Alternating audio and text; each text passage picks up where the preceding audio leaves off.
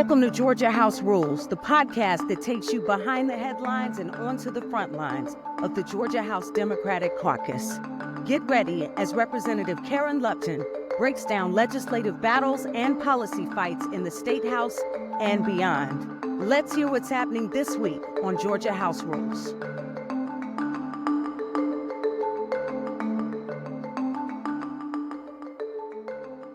Hello, and I am State Representative Karen Lupton here on Georgia House Rules, and I'm thrilled to have with me a well-known, hardworking, excellently smart rep, who I'm proud to say is my colleague, Representative Stacey Evans. Well, thank you for coming and joining us. Thank you so much, and thanks for the super kind words. The pleasure is mine to serve with you. I'm so glad that you're here.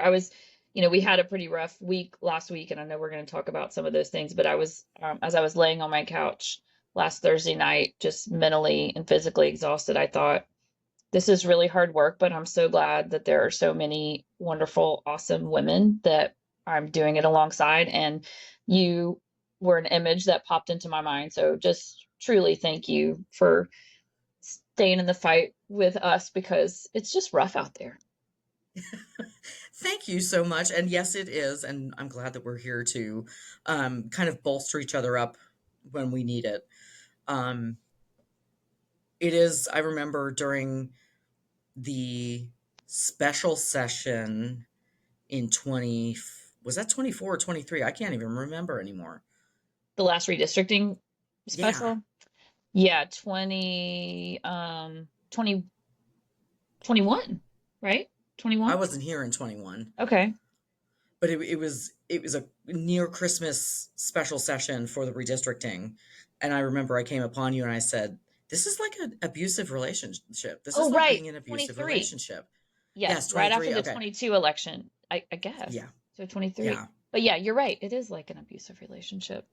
Yeah. Just, you have to be very ready you have to have a very deep sense of resilience and well of hope to do this job as a person in the minority.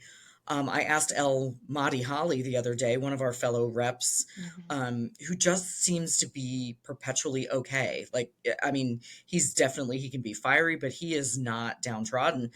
And I said, how do you keep that smile on your face? And he said, my metrics are not in here, man.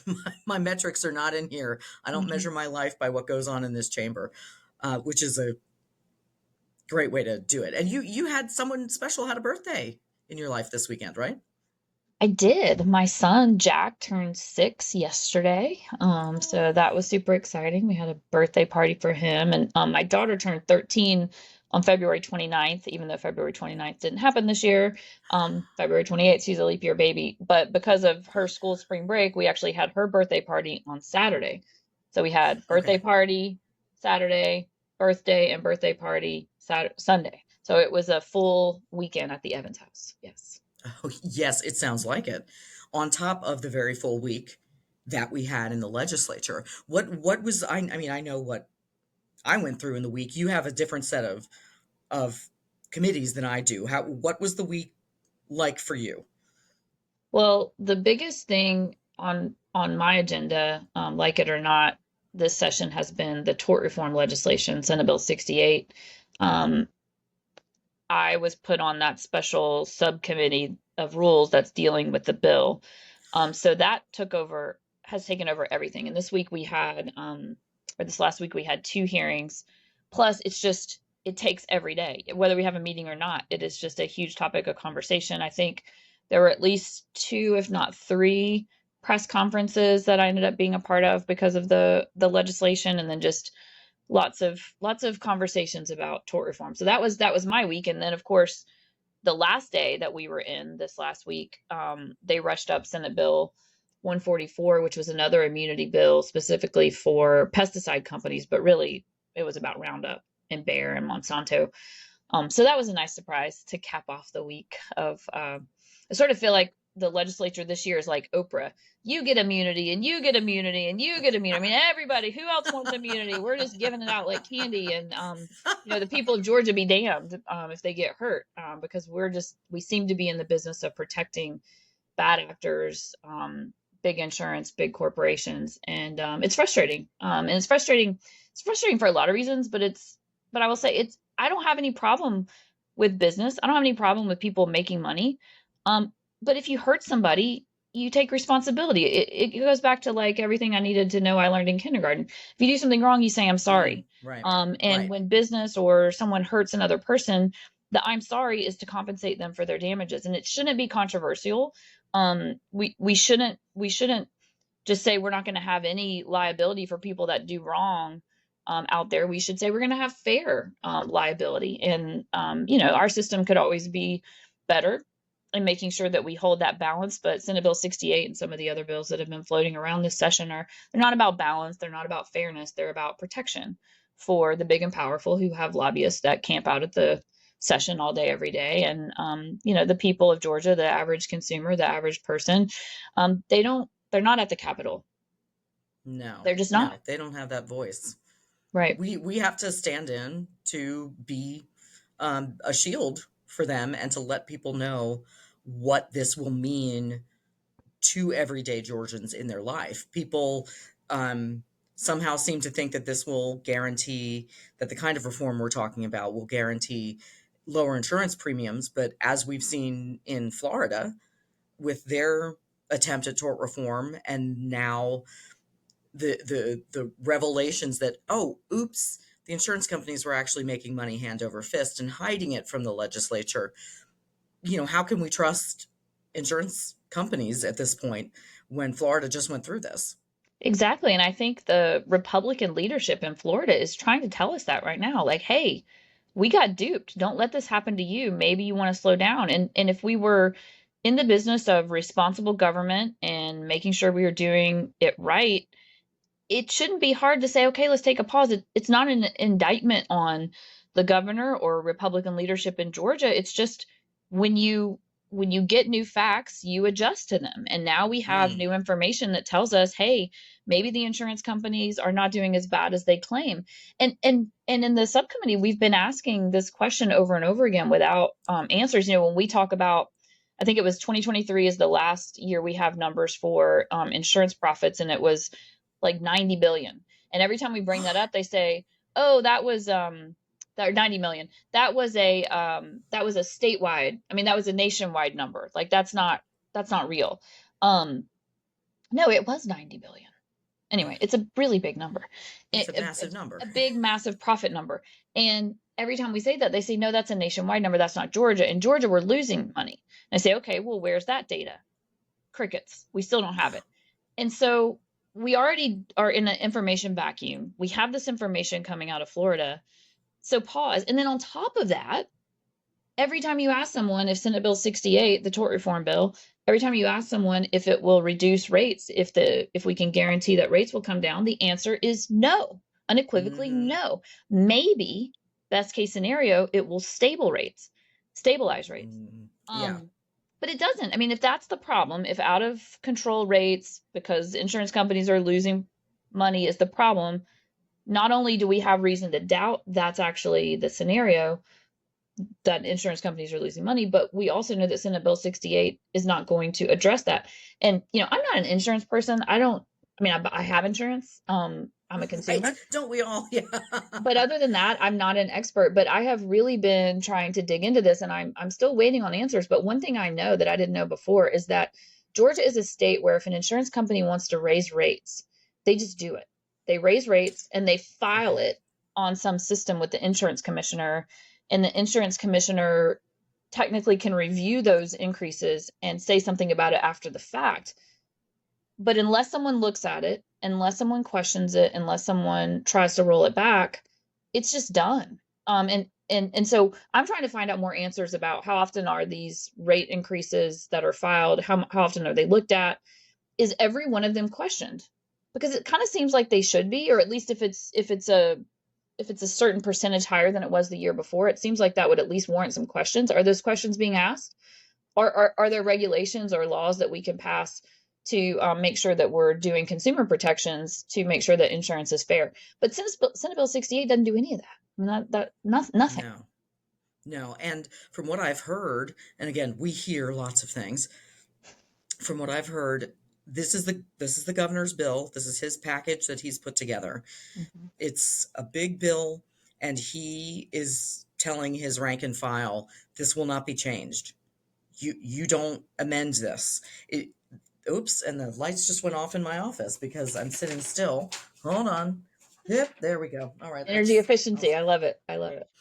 So what I've been told, and we hear a lot of different things, is that Governor Kemp has put together this bill package, and unlike many different types of legislation, he's told his rank and file that this will not be changed. Don't amend this. Pass it as is, word for word. So even if there are parts that different companies, medical malpractice and all these different people want to come in and negotiate things that we might find agreement on, this SB 68 is take it or leave it. That's right. And we're saying, I mean, a lot of us are saying, well, fine, we'll leave it. We don't need this. That's another. What I found. Oh yeah, that's just another issue with this legislation. The way it's been handled is no one is going to argue that the civil justice system is perfect. Not me, not anyone, because nothing is perfect. We can always do better. But just ramrodding, is that the word? Just ramrodding a piece of legislation through the legislature is not the answer. It's very heavy-handed. It's also very disrespectful of the separation of powers. Last I checked, Georgia didn't have a king. Georgia had a governor, which is the executive branch, and it had a legislature, which is the legislative branch. And then, of course, there's the courts. But we have a role here. If we didn't ever amend anything, you wouldn't need us. If we didn't get to have our input on legislation, you wouldn't need us. So it's very insulting to say no changes.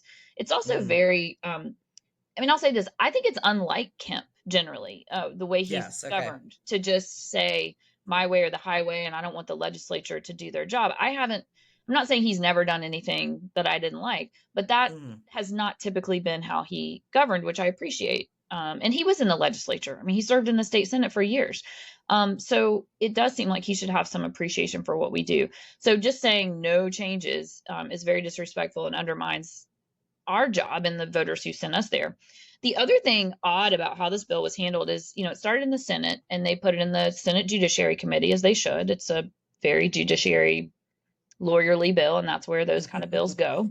And then when it came over to the House, it was supposed to should have gone to, everyone thought it would go to the House Judiciary Committee, because that's where these bills go. But as you know, and others on the call may know, but others may not, this bill got assigned to Rules. The Rules Committee. Rules is not very rare. Yeah, Rules is not a substantive committee where we debate bills and edit and take testimony and all that. Rules is a gatekeeping committee where you just the last stop before you go to the floor.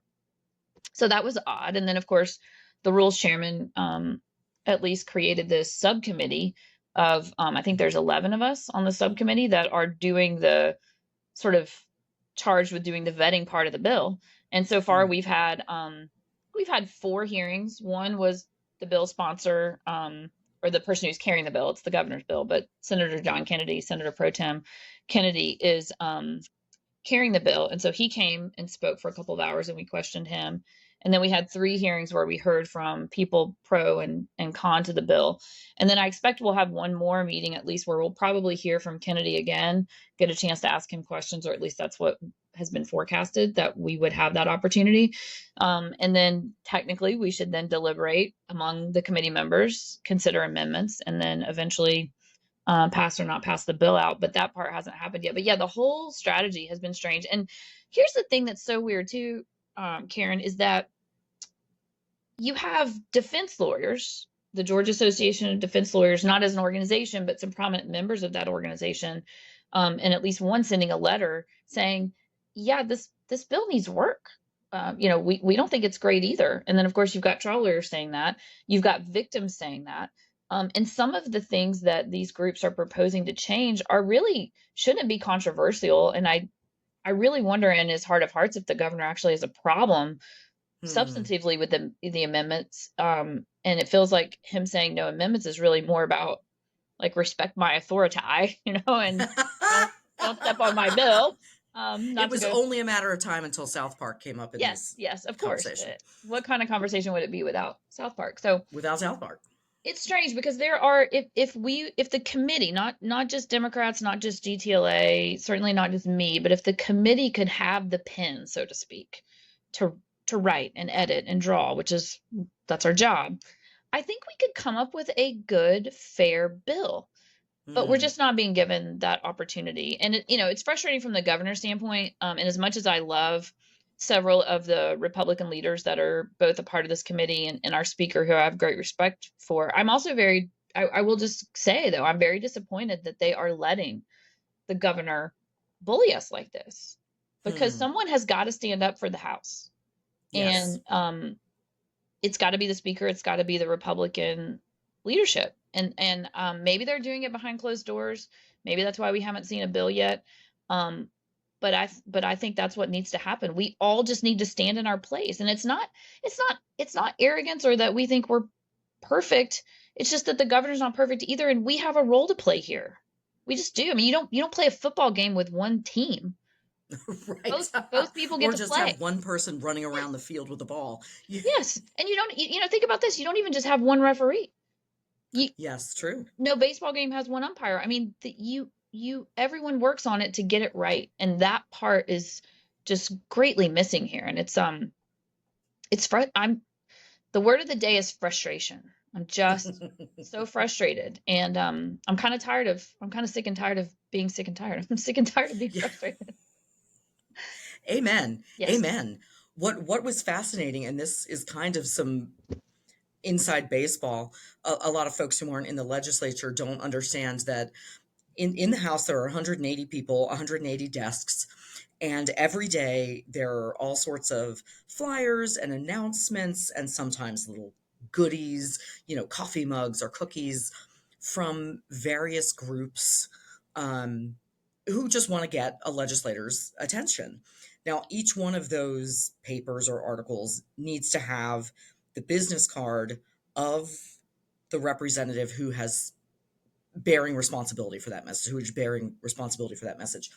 And this past week, on our desks arrived a photocopy of an article about the Florida tort reform kind of scandal. Mm-hmm. Not one copy of it, but two copies by two different Republican representatives, putting this big, hey, tort reform didn't work in Florida, and I'm putting my name on this as a Republican rep. Two reps, Republican reps, put this the same day on our desk. And I spoke to one of them and just kind of said, this looks like we're having a special session. That's what this looks like to me, because the governor has indeed threatened a special session if we don't just say yes to what he's proposing.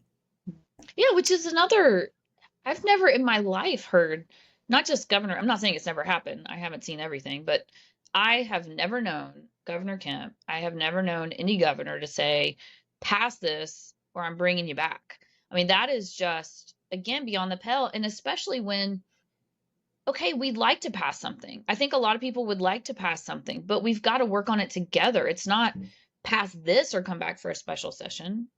It should be, let's work on something. And if you don't work in good faith, maybe I'll bring you back. But we're just not being given that chance. And yeah, for those that listening that don't know, I mean, Florida passed tort reform several years ago, or in the last year or so, I guess, because the insurance company was saying similar things to what they're saying here. We're losing money, and so we're having to increase rates, and it's such a catastrophe, and only stopping lawsuits can fix this. And so they did, and then they found out, recently that they weren't actually losing money, that they were just transferring it to subsidiaries so that they couldn't see it. And so that's what we're talking about earlier and talking about now is, so let's pause a second. Let's figure it out. Let's figure out if we're being lied to as well. Yes. And the fact that we don't even want to know the answer is just it's odd and it's irresponsible to me. What Yes, is I the, and agree. we've justice has gone on and businesses have survived. Not only have businesses survived, we've been the number one state in which to do business for what, like 11 years in a row. So Right. clearly it's not this fire alarm disaster of an emergency that we can't find out if there is even an emergency. Let's find out. Correct. I've told in talking about this, I've said it's very disingenuous, in my opinion, to run around saying that we're the number one state to do business constantly, like on a loop for 6 years, and then turn around on a dime and say, "Oh my God, we're the worst place. We're absolutely driving businesses out of Georgia because of the high cost of insurance." Like, what happened to number one state to do business like 6 weeks Right. ago? Like, Right. what happened to that? Well, So it's I've asked someone about that, and what I was initially told, it was in a caucus meeting I think we had with some of the insurance folks, and they said, "Oh well, um, Site Selection Magazine is the one that's named us number one place to do business for 11 years running," and the person in the caucus meeting said from the insurance agency said, "Well, that they don't look at litigation environment." And I was sitting there in the meeting thinking, well, that's odd. I mean, because that's part of it. I mean, everything is part yeah. of business, regulation, all that stuff. So I went and pulled up some old Site Selection Magazine articles to find out the criteria. Yeah, litigation, environment, footprint, whatever. It's a criteria. It's in the top 10 of things that they look Oh at. my goodness. And so I thought, well, first of all, that's just wrong. And then, what people are pointing to a lot too that some may have heard is this Georgia's a judicial hellhole. There's some Oh listing of Lord. judicial hellholes, and we've been on that list. I think right now we're on there at 4. But the reality of that list is that it's a list put out by interest groups that are pushing for tort reform on behalf of businesses across the country. So it's not a neutral sort of award or designation or whatever. Yes. It's Okay. it's it's Yes. it's a Yes. It's lobbying somewhat effort. subjective. Yeah, it's a lobbying Mhm. effort. And you also, if you look at why we're on the list, it says nuclear verdicts, and it lists some higher verdicts that have happened in the last few years. That's very very specific, very anecdotal. And then if you look at what is the reality, yeah, have there been some large verdicts? Yes. I would assume a jury of 12, if they got to that verdict unanimously, then that's, generally speaking, it's right, Mhm. and it's probably deserved. Just because it's high doesn't mean it's wrong. Damages can be Mhm. very high. Some of the high awards too are in products liability cases. And for those that don't know, when you have a big verdict in a products case, it's usually because it's a punitive damages award. And I know some of these higher verdicts that people like to point to are big punitive damages awards. And those are not to compensate the victim. Those are to punish and to deter the bad conduct that led to the verdict. And so the state of Georgia gets the vast majority of that damages money from the defendant. It doesn't go to the plaintiff, it goes to the state. And so when you see that big, I think it was General Motors or Ford or someone had a big punitive damages award against them, and I think it's still on appeal anyway, but if and when it ever gets paid, the state of Georgia gets that. It's not, greedy plaintiffs, as people want to call them. So Yeah, these, they're not walking away with yeah, $50 million. exactly. And so Or- we're just still, coming back to where you started. I just went like this around your question, but yes, there's no emergency. We're allegedly the best place in the state to do business. Anybody that says otherwise is part of a propaganda machine. I mean, I'm not just saying that as a talking point. It's true. And let's find out. The state of Florida, the Republican leadership in the state of Florida said, "Hey, we got duped. Maybe y'all Mhm. want to find out if you're getting duped too." And we're just like, "Nah, we're good. We don't need to know." It doesn't make We'll, any we'll sense. we'll take our chances. Yeah, it's fine.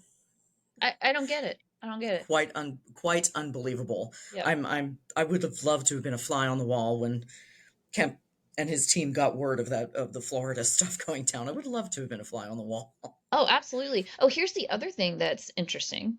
Um, John King, the insurance commissioner, this is allegedly all about insurance rates and this emergency that we have.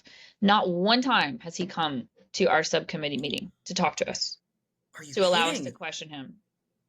Not once. Not even been there. Not only not signed up to talk, but not even been there. Oh, womp womp. Yeah. Bad Why? show. Bad show. Yeah, we Bad need one of show. those where's Waldo? Where in the world is John King when insurance is being discussed? Okay, I am picturing John King right now in the striped shirt and the hat of Waldo. That maybe we should make AI put something up like that. That would be hilarious. Yeah, Um, you obviously you're an attorney yourself, so I you're am. very well versed in the law and the sort of legal wrangling those issues that we're talking about when we talk tort reform. But you are also a gigantic proponent of the Hope Scholarship in Georgia, and as you pointed out in the General Assembly, during a parliamentary inquiry on the budget, I believe, Hmm.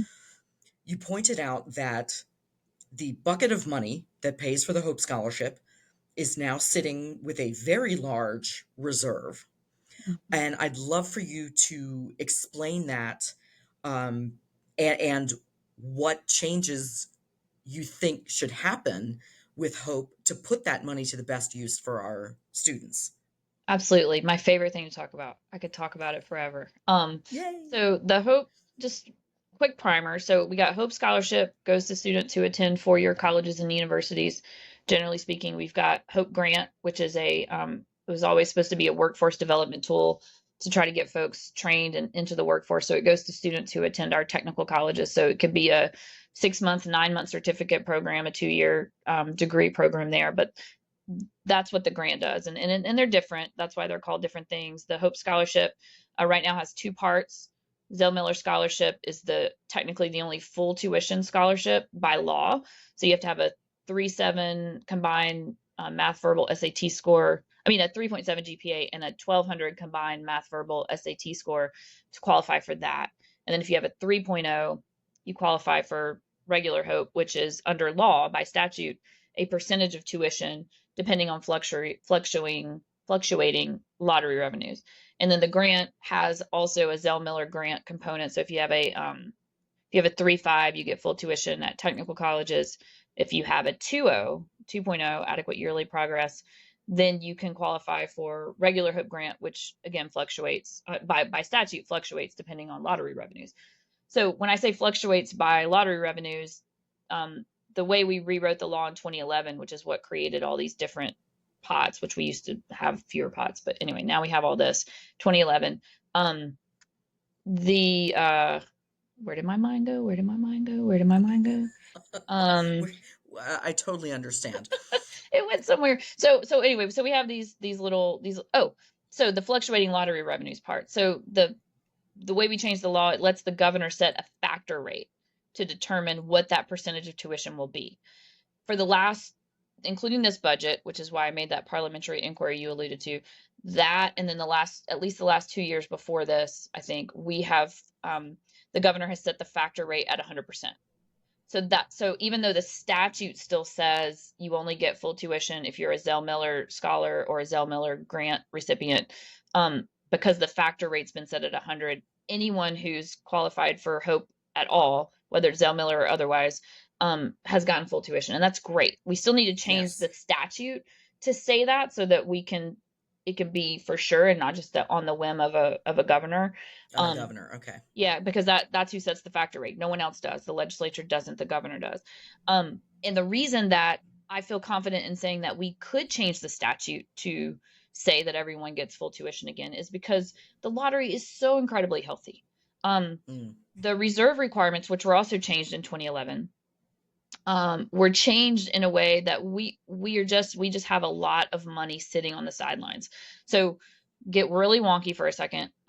By law, we are required to hold 50% of the prior year payouts for Hope Grant scholarships and pre-K. That's all lottery money can go to, Hope and pre-K. So whatever we spend on Hope and pre-K, 50% of that, 3-year average, that's what you're required to hold. I hope that makes sense. So Yes. 3-year average of 50% of the payouts to Hope and pre-K, that's what the reserve requirement is. So you put all that into a calculator and it gives you, right now, it's a little over $700 million. That's what we have to hold in reserves. Okay. And reserves are healthy. I mean, we have savings Yes. at home. Our business would have investments or reserve funds. That's good. That's not a bad thing. But so we're required to hold 700 million. That's a very healthy reserve. Prior to 2011, we only required 10%. And the Oh, wow. Constitution only requires 10%. So we're but I'm fine with the 50%. That's fine. But drum roll. So we're required to hold a little over 700 million. Right now, we are holding 2.4 billion with a B. That means we're Oh my holding gosh. $1.6 billion more than we have to. It's a ton of money. Why? It's a ton. Why? I don't know. And I'm so back to the word of the day, frustration. But I've been frustrated about this for years. So I've been trying to, so the reserves started piling up. Let's say 2012, we noticed an extra 60 million going in, then an extra 60 to 70 to 80 million going in every year. Since then, it just piles and piles and piles.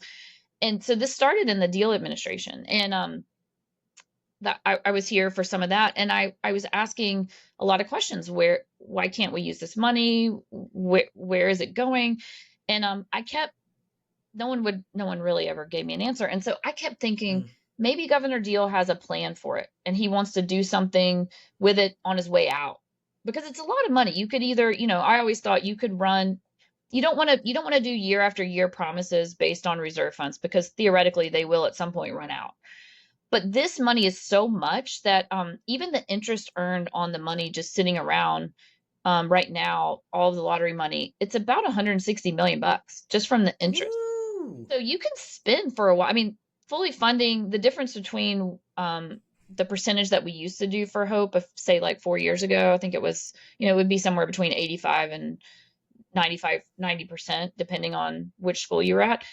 I mean, doing it all the way, in round numbers, probably like 40 to 50 million bucks. So I mean, you could do that every year indefinitely and not even get to the interest. So anyway, it's healthy enough to do that. But I always thought you could you might not want to make year over year promises, but you could run some really innovative pilot programs and find out what works, and then commit general fund dollars or something else. You could also, I always thought it would make a lot of sense to put a big part of it, maybe like $1 billion. We'd still have 600 million more than we're supposed to have. You put $1 billion in a like how universities do their scholarship endowment funds. You would throw off a great percentage every year, higher than what we're getting right now, because we're not investing the money in anything like that. It's just, I don't want to say simple interest. It might be a little bit more than that, but maybe like a money market percentage, but not like what you could get. Basically in kind of a savings account or something, nothing fancy. Yeah. So it seems like we could do that, something like that. And it just hasn't happened. So last year, you'll recall we did, I was able to get some language added to a bill that was moving, that was in that same section related to the coin operated amusement machines. So we added language that says when the reserve is higher than it has to be, which it has been for a while, we have to spend, no choice but to spend 10% of the 3-year average of the extra reserve. So 10% of the 1.6 billion that's extra. So we did that this year, like to the penny, which was, it's like, okay, maybe just throw another 50 million on there, because you could, Hope is good right now. As I said, that's fully funded for everyone, but pre-K needs help. I mean, we've got kids on waiting lists, even for 4-year-old pre-K. We have not made a dent in 3-year-old pre-K. We know we've got facilities that need retrofitting for our littlest babies. There's just a lot that could be done with that money. And I always go back to this. In the 90s, when Hope was created, when the lottery was created, Georgians did not create a lottery for the sake of having a lottery. They created a lottery to fund education. And so I don't think we're keeping our promise by throwing this money in a pot and just looking at it. The Georgians wanted us to invest in education. So, and we've got need, and I don't know who's against pre-K. It's the, best dollar we can spend. I think for every dollar we spend on pre-K, we save 6 to 7 in remediation in K through 12. So I don't get it. I have no answers on why. I'm half joking with someone the other day. I said, I'm going to figure this out. And a big part of the reason that I keep running for reelection is because I'm staying on this. I mean, it's a lot of money that could be put to great use that is not, and it's just hard to watch. And I've also, a lot of legislative leaders will tell you, well, this is up to the governor. The governor is the one who sets the revenue estimate. And I will tell you another little lawyer nerdy moment. I don't think that's true. Reserve funds don't need estimating. They don't need Okay. they're there. I think that the legislature could appropriate those reserve funds whenever it wants. Now, does the governor still have to sign the budget? Of course. But we have a right to take those dollars and put them to use too, because they're not estimated. They don't have to be estimated. They're there. We know they're there. That is fascinating. Have you crafted or started to think about any legislation? I mean, I'm assuming it would need to be a constitutional amendment. Well, it would just need it's just there. I mean, we just need to go and we just need to appropriate it. And I've talked to those who, you know, Karen, as wonderful as the two of us are, we probably would not be able to just go grab those dollars and put them in the budget. No, we're not allowed in those discussions. But there are people that do, and I, you know, without naming names, I think there are folks that agree with me. It's just whether that would definitely open up. It's unprecedented. The legislature has never done anything like that, to my knowledge, and so it would probably spark off a little bit of a I don't want to use the word war, but I guess sort of between the legislative branch and the executive branch. But the money's there. Georgians put it there to be used for educational purposes. So I don't know why. Other than, I mean, we want to do this cooperatively, but if the governor's not going to cooperate with us, it seems like we should. But here's it sort of spurs this other line of thinking to another rabbit hole for us to go down. What else is out there? I mean, I know about these reserve funds because I just asked so many questions about Hope and lottery, and I just dug in. Okay. I bet you there are not, I bet you, I know there are funds sitting in these reserve pots all throughout state government that I bet we're unaware of. And that's just a waste, because our state has needs, our citizens have needs, and and if we have funds that could be put to use to address those needs, it seems wrong to me that we're not doing it. But to answer your question, I don't think we need more legislation to appropriate the reserve funds. I think we just need to put them. We just, like when we're doing, you know, the governor sends us his budget. I think we just need to, when we do our version, which only hilarious to inside baseball people, but the budget this year is House Bill 68. You know, the tort reform bill is Senate Bill 68. So Correct. Hot number this year. Oh my gosh, I hadn't put that together. Yeah. But I think we could just put them in. I think when we're doing conference committee, or if we had wanted to do it before we passed the budget on the House floor, I think we could have just put it in there. And then, you know, sort of dared the governor to take it out, I guess. To take it out, right. Mm-hmm. And justify why keeping the money out of service to the citizens is a good idea. Exactly. Yeah. That's something I don't understand at all. Yeah. What's it for? And if there's a reason that we need it, then say it. I mean, it seems like to me, if we need more money in reserves, then the law should say that. Then the law should say that. Your reserve fund should be, you know, I guess it's right now about more than double, 2.5 times total spending every year. I mean, I think even more than that. What we have now. Yeah, my math's probably even off on that. I mean, it's way high. And in lottery, I know that lottery can fluctuate, and one year may be higher than the next, but it's not going away. People are not going to stop playing the lottery altogether. So the idea that you need, you know, 2.5 times what you spent last year or more just sitting there, it's not realistic. When there are so many needs in our state, and you're exactly right. I love the way that you put that people didn't vote for the lottery to have a lottery. They voted for a lottery to fund education for those who need it. So let's put those dollars to work. They're sitting there. Yeah. I would say something very rude right now, but I'm going to. I used to have a joke about what I thought Kemp was doing with all the extra cash in the budget, but I won't say it now because it wouldn't be appropriate. So I'm going to hold my tongue. Well, you know, on that note, though, you know, we've got the largest state general fund reserve that we've ever had in history. I think maybe that any state's ever had in history. I think it's like $15 billion now. Yep. And they're the same. I think there's stronger support in the law for the legislature appropriating the lottery reserve funds on its own. But I actually think there is a very good argument that the legislature could also appropriate rainy day funds on its own. Because again, we have a revenue estimate from the governor because we don't know what next year's sales tax revenue or all the revenues that we don't know what they're going to be. Right. Somebody's got That to has to estimate it. be Yeah. an educated guess. Yeah. But we know the reserves. No one has to guess. And so we don't need to be wedded by one person's estimate. We know it's right there. We could either grab it or not grab it. And it's a little bit harder just because of the way the laws are written, but I think that we could, and it would be probably someone would have to challenge it in court, I guess, to find out the final answer, but it's there. Now, I'm not actually advocating that we pull a ton from the state reserves right now, because, not to go in another rabbit hole we could go down to is what's going to happen in Washington, and what of the pass through federal money that we get are we still going to get? We could be in a big pickle, but anyway, that's topic for another day. Yes. Oy vey, let me tell you. And talk about a special session. If Georgia we must have by law a balanced budget.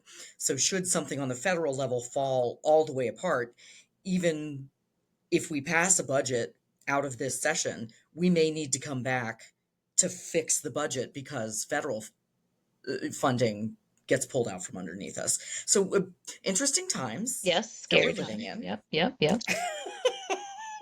Get those coffee mugs that say, tired of living in unprecedented times, ready for some precedented times. But, like you said in the beginning, this is hard, but we're here doing it together. We obviously have, I think most of us, and even most people, I think, across the aisle are here for good reasons. We really do believe in public service and putting our talents to work for the betterment of the state and our constituents. So, Stacey, I want to thank you again for spending some time and sharing your expertise with us. It really means a lot. And I think it's really enlightening the way that you are able to describe things to people about both tort reform and our hope reserves, and hopefully can give people a bigger, broader understanding of what we're dealing with here. Because sometimes it can be very hard to get into people's kind of living rooms, sure, so to speak, with these things and make them understand how it affects their daily lives. So thank you so much. You're welcome. Thank you for having me. It's fun. Hey, it's my pleasure. Yeah. Talking with smart people doing good work. This is the easy part of the job. Right. Fair. And if only we could do more of it, not, to end where we started. That's what we should be doing in this subcommittee on tort reform. That's what we should be doing on all legislation, is actually having productive conversations, give and take, writing, erasing, redrawing. That's how you get to the right place. And there's just not enough of that going on down at the Gold Dome right now. Amen. Yep. Well, let's get our pencils ready. Where's my pencils? I don't have any pencils. I just have pens. But well, yeah, so you can write in pen and then cross out. And then there you go. Yeah. Scratch through it. Either way. All they had was quills and ink in the day. We can do it. Exactly. Yeah, we can do it. Yeah. Well, we will be back at it. Stacey and I will be back at it tomorrow. Yeah. In the Gold Dome. We're recording this on a Monday. I'm not positive what day this will come out, but I don't even. Oh, it's the 17th. We're recording on the Monday 17th. We'll see what this week brings, whether it's tort reform or not, and just keep doing the best we can with what we have. Okay. So again, thank you, Stacey, and for those of you who are listening or watching, please join us again when we're sure to have great discussions on Georgia House rules, and we'll see you next time. Bye. Thank you. Thank you for listening to this episode of Georgia House Rules with your host, Rep. Karen Lupton. We hope you've enjoyed our discussions today. Please keep the conversation going by finding us online at www.gahouserules.com or email us at gahouserules@gmail.com. Until our next episode, please follow us on Instagram, YouTube, and TikTok at GA House Rules.